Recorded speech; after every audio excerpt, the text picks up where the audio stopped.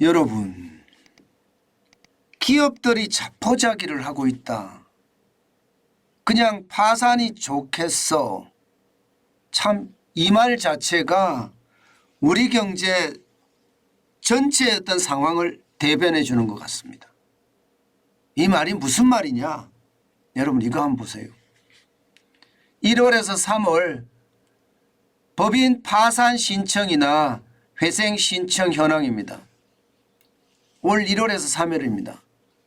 보시는 것처럼 법인 회생 신청은요 193건입니다. 그런데 법인 파산 신청은 326건이에요. 차이가 어마어마하게 나죠. 예, 적어도 말입니다. 적어도 133건이나 차이 나나요? 133건. 이것을 보면 여러분, 기업들이 이제 더 이상 버티지 못한다. 이제는 앞으로의 미래도 없다. 그래서 기업 회생 신청해서 고생하면서 기업 키워놓으면 뭐하냐. 차라리 정리하자. 이런 사람들이 굉장히 많아진다는 뜻이에요. 과거만 하더라도 여러분, 법인 회생 신청이나 법인 파산 신청이 그렇게 차이가 나지 않습니다. 오히려 회생 신청이 많을 때가 더 많습니다. 왜냐하면 웬만하면 파산으로까지는 안 가려고 하니까요. 그런데 요즘 상황이 그렇지 않거든요. 그러니까 법인 파산 쪽으로 많이 가닥을 잡고 있다, 이렇게 얘기할 수가 있습니다. 여러분 이 지표 한번 보세요. 이 지표를 보면 2017년에서부터 2023년까지 1월에서 3월까지 법인 파산 신청 추이거든요. 보시는 것처럼 2017년에는요 163건입니다. 이것이 2020년에 252건으로 늘어나더니요 2023년에는 급기야 326건까지 늘어났습니다. 파산을 엄청나게 많이 한다는 뜻이에요. 이게 여러분 1월에서 3월까지잖아요. 90일 아닙니까? 90일. 90일이잖아요. 날짜로 따지면 90일입니다. 90일이 좀 더 될 수도 있겠죠. 그런데 90일 동안에 이게 326건이니까 하루에 파산하는 사람들이 3건이 넘는다는 뜻인가요? 3건이 넘는다는 뜻입니다. 그러니까 이게 줄파산을 하고 있는 거죠. 줄파산을. 엄청나죠. 진짜 충격적인 숫자입니다. 이걸 보면요. 지금 2020년이 코로나19의 위기 때문에 어렵다 할 때가 2019년 대비해서 한 25% 정도 늘어났다고 이야기했습니다. 그런데 지금 말입니다. 2019년 대비해보면 지금 늘어난 게 126이에요. 126. 50%가 넘어서 60%가 가까이 됩니다. 326까지 늘어났으니까요. 굉장히 빠른 속도로 늘죠. 게다가 회생은 그 반대로 엄청 줄었습니다. 보시는 것처럼 과거에 말입니다. 어떻게 하든 기업을 살려보자. 이게 강했으니까 2018년만 하더라도 223건입니다. 223건이면 파산은 180건에 비하면 회생이 훨씬 많죠. 2019년에도 217건이고요. 2020년 그 어려울 때도 회생이 200건이나 됩니다. 그런데 2021년부터 꼬꾸라지기 시작합니다. 2021년에 177건이고요. 2022년에는 131건입니다. 그리고 올해 1월부터 3월까지는 193건이에요. 이것을 보면 여러분 회생도 많이 일어나고 있지만 중요한 것은요 회생 필요 없다 이거예요. 회생 필요 없다. 저는 이게 우리 경제에 앞으로 어마어마한 치명타를 줄 거라고 생각을 합니다. 치명타를. 그만큼 말입니다. 회생 다시 살려보자가 아니라 아니야 그냥 파산이 좋겠어 이렇게 생각하는 사람들이 많아졌다. 다시 말해서 기업가 정신이 무너졌다. 이렇게 이야기할 수가 있는 겁니다. 저는 그래서 굉장히 충격적인 이야기가 될 수 있다고 생각을 합니다.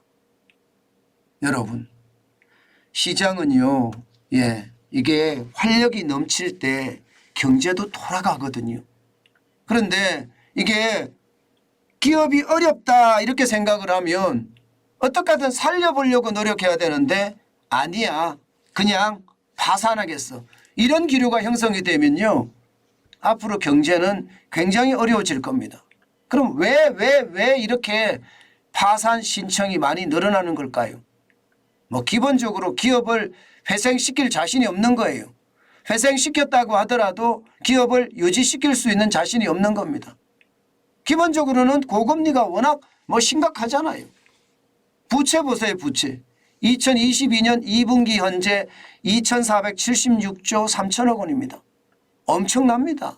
부채가. 2,476조 3천억 원이면 여러분 결국 기업들 입장에서는요 이자 내기가 버겁다예요. 이자 내기가. 이자 내기가 버거울 수밖에 없죠. 그러니까 한국은행에서 벌어서 이자도 못 내는 비율을 책정을 해보니까 적어도 말입니다. 10개 중에 뭐 1.8개 정도, 그러니까 5개 기업 중에 1개 기업 정도가 벌어서 이자를 제대로 못 낸다고 하잖아요. 그러니까 고금리가 기업들을 완전히 무너뜨린다 이렇게 생각을 하고 있는 거고요. 여기에다가 인건비가 진짜 만만치 않습니다. 진짜 만만치 않습니다. 인건비 자체가 오른 것도 오른 거지만 문제는 일을 오랫동안 쉽게 말하면 52시간 이상을 시킬 수가 없어요. 기업 입장에서는요 일을 더 시키고 더 줘도 돼. 그러면 수주가 많으면 버텨낼 수 있거든요. 그런데 일도 못 시키게 막아버려요. 그러니 이게 일도 못 시키게 막으니까 생산성은 한계가 있고 기업들 입장에서는 아이고 최저임금의 규제부터 시작을 해서 주 52시간의 규제까지 이런 규제를 안고 기업들이 어떻게 버텨나가느냐, 나 못하겠어 하고 손을 드는 거고요. 여기에다가 말입니다. 이게 원자재 가격은 또 얼마나 올랐습니까? 환율이 오르니까 수입 단가는 2배로 오릅니다.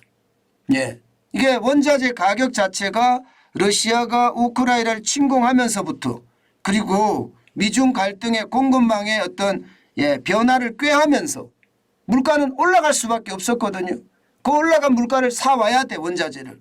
그런데 그렇게 사와서 수출도 그만큼 비싸게 받아야 되는데 가격 경쟁력이 안 된단 말입니다. 그러면 어떻게 될까요? 비싸게 받고 싶어도 못 받아요. 그러면 적자 수출이 심해지겠죠. 수출도 심해질 뿐만 아니라 내수에도 마찬가지입니다. 내수도 가게들이 부채가 많으니까 소비를 덜 합니다. 소비를 덜 하니까 전체 충격은 그만큼 커질 수밖에 없다는 게 지금 현실입니다.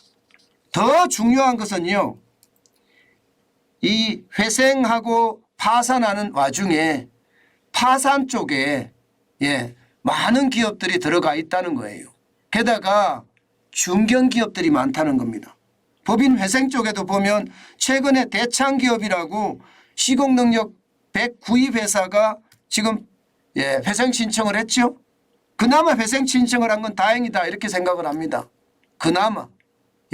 그렇지만 회생 신청을 들어가면 자회사들은 어떻게 될까요? 그리고 더 중요한 것은요, 협력업체는 어떻게 될까요? 어려워질 수밖에 없죠. 이게 현대 계열인 중견건설사도 있잖아요. HNIC인가요? INC죠. HNINC. 여기도 마찬가지. 이게 중견건설사잖아요. 현대가 3세, 정대선 씨가 대주주인데 여기도 마찬가지 어렵습니다. 그러니까 여기도 회생을 신청을 했지만 그나마 말입니다. 이게 회생을 신청해서 다행이다 이렇게 이야기할 정도입니다. 앞으로 말입니다. 기업들은 지금 시장에서 예상하는 것보다 더 큰 충격들이 지금 줄줄이 대기하고 있습니다.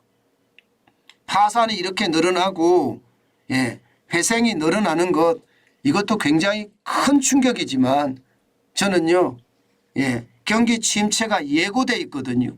이 예고된 침체에 기업들이 얼마나 버틸란지, 또 기업가 정신이 지금 무너진 상태에서 버티기가 쉬울란지, 예, 그런 것을 생각을 해보면 야 진짜 대한민국 제조 큰일 났구나. 저는 그런 생각 많이 합니다. 오죽했으면 제목을 제가 그냥 파산이 좋겠어 그렇게 제목을 달았을까요? 그만큼 말입니다. 지금 기업들의 사정은 좋지 않다는 이야기입니다. 이거 빨리 좋게 만들어야 되는데 지금 현실로 보면요. 이 삼고라고 하잖아요. 고환율에 고금리에 고물가에 버티기가 참 쉽지 않다. 저는 이렇게 해석합니다. 실물 경제가 좋아지는 그날이 이 기업들이 좋아지는 날인데 소비가 많이 늘어나고 경제의 활력이 빨리 붙기를 바라봅니다.